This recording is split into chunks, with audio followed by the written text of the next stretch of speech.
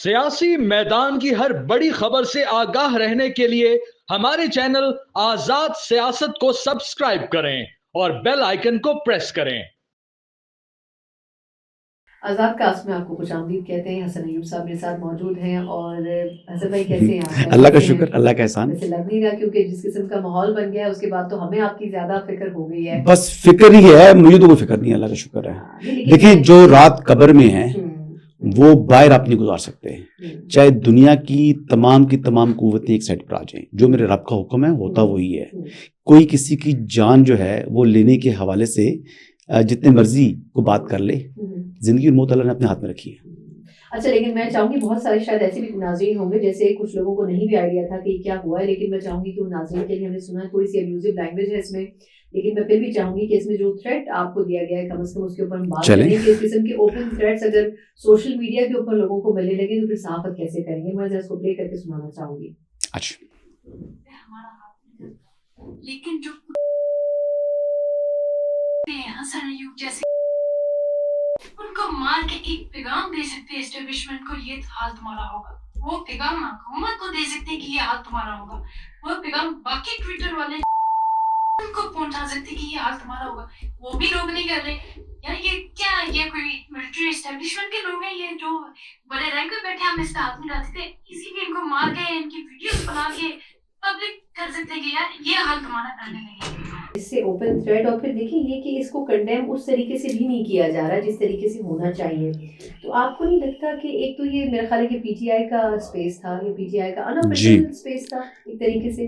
देखें, हाँ देखें, बात ये है कि यहाँ पर ये जो कुछ करते हैं ना, तहरीक इंसाफ को मैं बड़ा अंदर से जानता हूँ और बहुत पुराना जानता हूँ। बड़ी अफसोस की बात है सर भाई, अफसोस हो रहा है। किस बात पर? किस किस्म की मतलब माइंडसेट बच्चों का बनाया जा रहा है, इससे अफसोस हो रहा है। देखें, ये अपने आप को पुरअमन जमात कहते हैं, कहते हैं हम पीसफुल हैं। ये पीसफुल नहीं है। 2014 से मैं इनको देख रहा हूँ जब इन्होंने यानी अपने कानून को अपने हाथ में लेने की ठान ली है और वो ये मुसलसल जो है वो कानून की खिलाफवर्जियां करते हैं। तो इस सारी बात के ऊपर देखिए, जिम्मेदार इस जो खातून है, ये माहम बता रहे हैं कनाडा बेस्ड है, इसकी जिम्मेदारी नहीं है। अगर कुछ होता है यानी मेरे साथ, मेरी फैमिली के साथ, या खुदा न खास्ता या तलत हुसैन साहब का जिक्र है, नीचे एक ट्वीट है उसमें आप देख लीजिएगा, तलत हुसैन साहब के बेटे का जिक्र है, फैमिली का जिक्र है। इस तरह जो सैयद मुजम्मिल हैं उनके ऊपर जो नहीं सैयद मुजम्मिल जो है जो एक्सप्रेस पे शो करते हैं, एंकर हैं, उनका फिर इफ़त उमर के हवाले से जो आपको पता है सेलिब्रिटी हैं, उनका भी। तो ये सारी चीज़ें जो हैं ये जिनके ऊपर ये थ्रेट्स दे रहे हैं, तो मैं बाकी सब की नहीं लेकिन अपनी बात करूंगा कि कोई एक्शन अगर होता है, कोई बंदा इंसाइट होकर एक्शन करेगा, तो जो मेरा रिएक्शन भी होगा उस एक्शन का भी जिम्मेदार और उस रिएक्शन के जिम्मेदार भी चेयरमैन तहरीक इंसाफ इमरान अहमद नियाजी हैं, जो आजकल अडयाला के चांसलर हैं।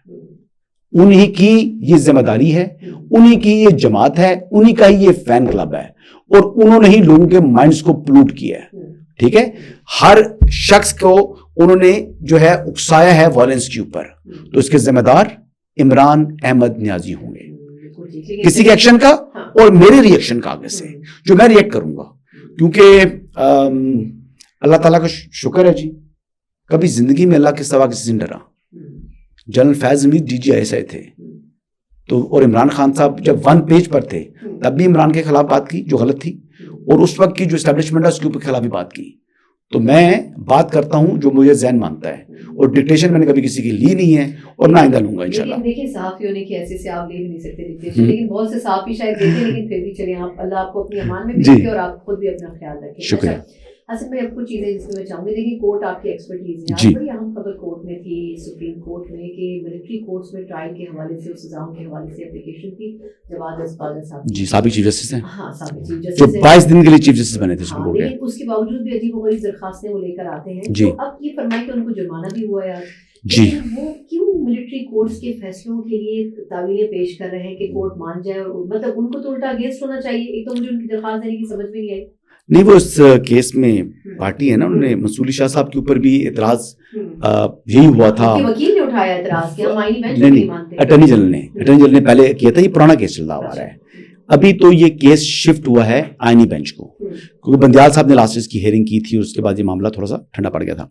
तो अभी इसमें ये है जी इशू के अब तो ये मामले जो हैं ये आईनी बेंच के ही डोमेन है और आईनी तरमीम हो चुकी है और इसलिए ये अब आइन की मंशा है। अब ये आईने पाकिस्तान ये कहता है, आईनी ही अदालत है supreme court of Pakistan. Supreme court अपनी पावर्स इनहेरिट ही आईने पाकिस्तान से करती है, तो सुप्रीम कोर्ट आइन से मुतसादम नहीं जा सकती। इस वक्त सुप्रीम कोर्ट में जिस चीज ने इस केस को देखना है वो जिम्मेदारी आईने पाकिस्तान ने लगा दी। किसकी?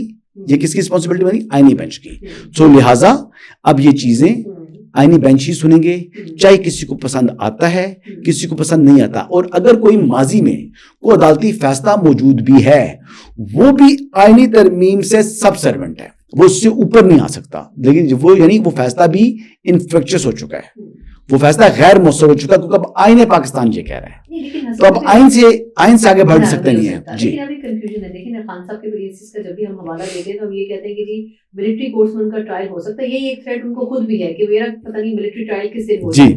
तो इसका क्या मतलब समझा जाए कि मिलिट्री कोर्ट्स में उनके केसेस की राह हमवार नहीं हो रही, वो रास्ता बंद हो गया अगर हम इस फैसले को मद्देनजर रखें? नहीं, देखें बात यह है कि मिलिट्री कोर्ट्स में किसी बंदे का भी केस चल सकता है कि अगर आप देखें आर्मी के अंदर, नेवी के अंदर, एयरफोर्स के अंदर जो यूनिफॉर्म के बगैर वाले सिविलियंस भी काम कर रहे होते हैं, एटॉमिक एनर्जी के अंदर सिविलियन ड्रेसेस में लोग काम कर रहे हैं, तो ये वो लोग कर रहे हैं। लेकिन बिल्कुल वो मिलिट्री की जो है वो लेकिन जो डिपार्टमेंट है वो जो आर्मी है, पाकिस्तान आर्मी में सिविलियन वाला काम कर रहे हैं।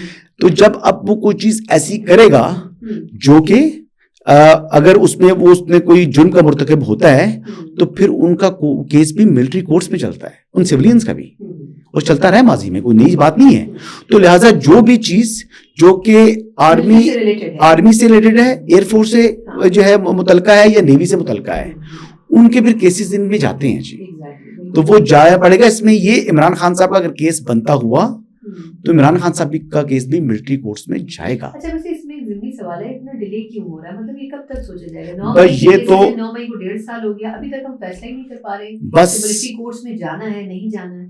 देखिए मिलिट्री कोर्ट्स में जाना है नहीं जाना, ये GHQ हमला केस है, अभी ये ATC में चलेगा, ठीक है जी।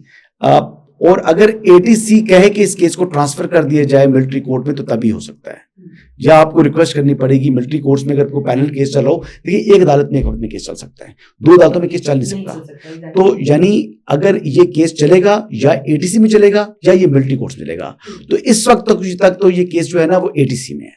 लेकिन किसी स्टेज के ऊपर जज साहब को या किसी को लगा कि ये मामला जो है ये मिलिट्री कोर्ट्स की डोमेन में आता है तो फिर ये खुद ही कह देंगे, तो फिर सारा रिकॉर्ड समेत हर चीज वहां पर ट्रांसफर हो जाएगी। लेकिन जिनका केस मिलिट्री कोर्ट में चल रहा है उस केस में अगर इमरान खान साहब आते हैं, जनरल फैज हमीद की बात कर रहा हूं, तो फिर वो मामला मिलिट्री कोर्ट का है, वो फिर जो फील्ड कोर्ट मार्शल जो है वो मामला फिर वहां पर चलता है, फिर वो सिविल केस सिविल अदालत में आएगा नहीं, चाहे इंसानी दहशतगर्दी की है। नहीं, ट्रायल स्टार्ट भी नहीं हुआ, अभी तो कलेक्शन ऑफ एविडेंस है, अभी तो उनके ऊपर फर्दर जुर्म भी आयद नहीं हुआ मेरे ख्याल से। अच्छा, अभी फर्दर जुर्म आयद नहीं हुआ। नहीं भी चार्जेस नो गलत बात कर रहे हैं। जब चार्जेस फ्रेम होंगे तो उसके बाद उनका ट्रायल होगा और उस ट्रायल के अंदर भी उनको तमाम की तमाम लीगल रेमेडीज उनके पास अवेलेबल होंगी। वो अपने डिफेंस के लिए council of his own choice जिसका हक भी उनको होगा। और देखें वो बड़ा एक ट्रांसपेरेंट सिस्टम है वहां पर, जो अपने ऑफिसर का भी फील्ड कोर्ट मार्शल करते हैं तो उसको अपने दिफा का भरपूर मौका मिलता है और वो उस फैसले के खिलाफ भी अपील हो सकती है। अच्छा, लेकिन इसको कुछ कनेक्ट कर रहे थे लोग कि PTI ने एक नई कॉल दी है अगले एहतजाज की, वो उसको कनेक्ट कर रहे थे कि फैज हमीद साहब के ट्रायल की मुनासबत से ये बात दुरुस्त है? ये मफरूजा देखें जी, ये तो अभी क्या सराहियां इन्फॉर्मेशन तो नहीं है, लेकिन इनका ट्रैक रिकॉर्ड देखा जाए। पर जब चाइनीज प्रेसिडेंट आ रहे थे तो तब इन्होंने करना था, टाइमिंग बेलारूस के बाद आई, SCO के टाइम आए, अब मेरे ख्याल से मोहम्मद बिन सलमान MBS पाकिस्तान आना चाह रहे हैं।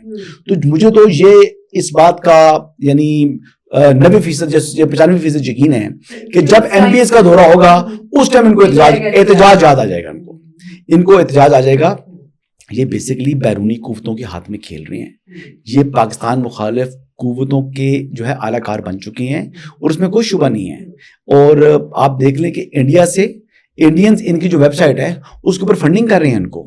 और फिर जो फॉरेन फंडिंग केस था जिसको प्रोफिटेड फंडिंग कहते हैं, उस केस के अंदर भी यानी आप देखें कि आप इंडियंस जो है वो ओरिजिन के लोग इनको फंड्स दे रहे हैं। ये फुफरी के बेटे, ये फुफरी के बेटे हैं इनके, क्यों दे रहे हैं? 2014 के बाद बेसिकली पर्पस ये है कि ये पाकिस्तान को डिस्टेबलाइज कर रहे हैं। वो तो उनका मेजर गुराया, क्या नाम है उसका जो यूट्यूबर भी है, वो तो खुल्लम खुल्ला कहता है वो काम जो रॉ नहीं कर सकी वो काम इमरान खान साहब कर रहे हैं और कर रहे हैं। और इसमें देखिए जो ऑपरेशन गोल्डस्मिथ है, जो गोल्डस्मिथ फैमिली है, ये वो इन फुल अपना इन्फ्लुएंस भी यूज कर रही है इमरान खान को प्रोटेक्ट करने के लिए। अब क्वेश्चन तो फिर दोबारा आ जाता है कि जनाब आपकी डिवोर्स हो चुकी है, आपकी जमाइमा गोल्डस्मिथ से कोई ताल्लुक नहीं है जी, बच्चे उनके रहते हैं ना, इमरान खान से भी रहे हैं हाँ जी। अब चलो बच्चों से मिलने के जाके चले, वो तो हो गया। मैं कहता हूं टैरियन जेड वाइट 17 साल से क्या कर रही है जमाइमा के पास, क्यों रह रही है? क्वेश्चन है ना, उसके ऊपर कोई सवाल भी नहीं। अब देखें, अब आप ठीक है, आपके चलो एक आपका हस्बैंड वाइफ थे, आपके बच्चे हैं, आपकी औलाद है, दोनों की साझी औलाद है, तो जो बेटे हैं वो बेटे तो इमरान खान साहब उनको ओन भी करते हैं और वो रहते भी अपनी मां के साथ हैं, वो तो जस्टिफाइड है बात। टैरियन जेड वाइट का क्या रिश्ता है जमाइमा के साथ? इमरान खान साहब उसको ओन करते नहीं है, रह वो जमाइमा के साथ रही है, क्यों रह रही है? इसका सवाल का जवाब जब पूछते हैं कि यार इसका जवाब दो, तो वो पीटीआई वाले गालियां देना शुरू कर देते हैं। भाई एक फंडामेंटल क्वेश्चन है ना, या आपकी बेटी है या वो नहीं है, इसके ऊपर खामोशी होती है। अच्छा, अब इस हवाले से काफी सब, क्योंकि वक्त हमारे पास महदूद है, वो ये कि खान साहब के खिलाफ खबरें ये है कि अब साइबर के उससे रिलेटेड डेटा जमा किया जा रहा है कि जितने कुछ सोशल मीडिया के ऊपर पिछले एहतजाजों में उन्होंने जो कुछ लोगों को पोर्ट्रे किया या डिक्टेशन दी, डायरेक्शन दी, उसकी मुनासबत से बहुत सारे ऐसे काम किए गए जो कि मुफाद में नहीं थे। तो अब FIA उस पर इन्वेस्टिगेट कर रहा है और उसके ऊपर उन पे फिर ATC कोर्ट में जो है वो मुकदमा चलेगा। देखें अब वो कौन सा नया मुकदमा होगा? अब जो 16 दिसंबर फॉल ऑफ ढाका वाला जो इशू था, जो उन्होंने ट्वीट किया था जिसमें फॉल ऑफ ढाका वाला, वो शेख मुजीब वाली तस्वीर लगाकर और एंड में जनाब से मुनीर लगाई थी। उन्होंने कहा था मैंने नहीं कहा था, वो तो कहा मैंने नहीं कहा, लेकिन ये तो ट्विटर हैंडल तो उन्हीं का इस्तेमाल हुआ ना। अच्छा, आज तक एक स्टेटमेंट दिया, वैसे 1000 बात करते हैं कि गोलियां चला दी, फलां कर दिया, आज तक बताते हैं कि ये ट्विटर हैंडल को वो ऑन करते नहीं करते, डिलिबरेट है, जानबूझ के दानिस्ता है। अच्छा, उससे यानी ये जो वहां पर उसको चलाते हैं, ये इनकी मर्जी से चल रहा है जी, जबरान इलियास की, और जबरान इलियास इनकी मर्जी से कर रहा है जो कुछ कर रहा है। वरना इमरान खान साहब जो है आज एक जो है वो अपना एक लेटर लिखें, वो खत लिखते हैं ट्विटर को, तो वहां से बंद हो जाएगा, ट्विटर अकाउंट बंद कर देगा। ठीक है, ऐसा मसला तो नहीं है कि इमरान खान का जो है वो अकाउंट हैक हो गया, ऐसी बात नहीं है। तो ये उनकी मर्जी मंशा है। अगर उनके आर्टिकल्स बाहर के पता नहीं को 2 दर्जन किस्म की जो है ना वो जरीदों के अंदर छप चुके हैं, तो देखें जेल में उनको सवालात ला के देते हैं, वो उनके जवाब जी छप जाते हैं ना, तो वो होता रहा। ये बड़ी फैसिलिटी उनको मिली हुई थी, लेकिन फिर वो फैसिलिटी कम हो गई थी ना। फिर उसके बाद वो कुछ चीजें अब वो पता लग गया था कि क्या चैनल क्या है, फिर वो डिप्टी सुपरिटेंडेंट और दीगर लोग जो है ना वो सारा मामला हो गया। लेकिन अभी इसमें एक मेन इंपॉर्टेंट बात ये है कि इस हवाले से अभी तो बहुत दूर है, ये भी खाली बात है और ये कोई प्लान नहीं किया जा रहा। ये ऑलरेडी ऐसा बहुत सा एविडेंस इनके खिलाफ मौजूद है। अब वो एविडेंस को देखते हुए, एविडेंस को परख कर ही कोई केस अगर बनेगा तो वो एविडेंसेस उसमें काफी सारे इतना मवाद हो चुका है कि वो केस शुरू किया जाए इस पर। तो ये कोई प्लानिंग नहीं हो रही, ये ऑलरेडी अवेलेबल मटेरियल है, उसकी बेस के ऊपर अब डिसीजन लेना है। और इसमें अकेला डिसीजन नहीं होगा, पहले अटॉर्नी जनरल और जो लॉ मिनिस्टर हैं ये बैठिंग जब गो अहेड देंगे तो फिर ये जो है वो इंटीरियर मिनिस्ट्री समरी की फॉर्म में कैबिनेट में लाकर फिर उसको मंजूर करा सकती है। तो अभी इसमें वक्त है। लास्ट मिनट है मेरे पास, लेकिन मुझे क्विकली बता दें, पीपल्स पार्टी वैसे तो अलायंस है नून लीग की, लेकिन ये कह रहे हैं कि फिर दोबारा हम डायलॉग शुरू करने जा रहे हैं। आखिर ऐसी क्या डिमांड है इनकी नून लीग के साथ? अच्छा, रूटने और मनाने का एक इनका सिलसिला खत्म नहीं हुआ, तो आपके ख्याल में ये आप क्या ब्लैकमेलिंग करेंगे नून लीग से? आप क्या डिमांड रखते जा रहे हैं? मुझे मुख्तसर बताना है, वक्त खत्म हो चुका है। देखें जी, मुस्लिम लीग नवाज का और पाकिस्तान पीपल्स पार्टी का एक कॉमन फ्रेंड है। उस कॉमन फ्रेंड की मौजूदगी में वो कॉमन फ्रेंड जो है इस टाइम उसने इन दोनों को जोड़ा हुआ है, तो कोई ऐसी बात नहीं है। ये सिर्फ जो ऑप्टिक्स है दिखाने के लिए, ताकि आप मैं अपना प्रोग्राम कर सकें, ताकि टीवी पर खबरें चल सकें और लोग भी देखें कि हाँ जी कुछ काम हो रहा है। ये कहते हैं कि जी ये 2 पार्टियां जरूर हैं, लेकिन इस वक्त दिल जाने के। बहुत बहुत शुक्रिया सलीम साहब, हमारे भाई मौजूद थे, लेकिन बड़े अफसोस के साथ जो कुछ आज हमने सुना, अल्लाह इनको अपनी हिफ्ज़-ओ-अमान में भी रखे और इसी तरह हमारे सामने भी रखे। वक्त खत्म होता है हमारे आज़ाद कास्ट का, हमें इजाज़त दीजिए, अल्लाह हाफ़िज़।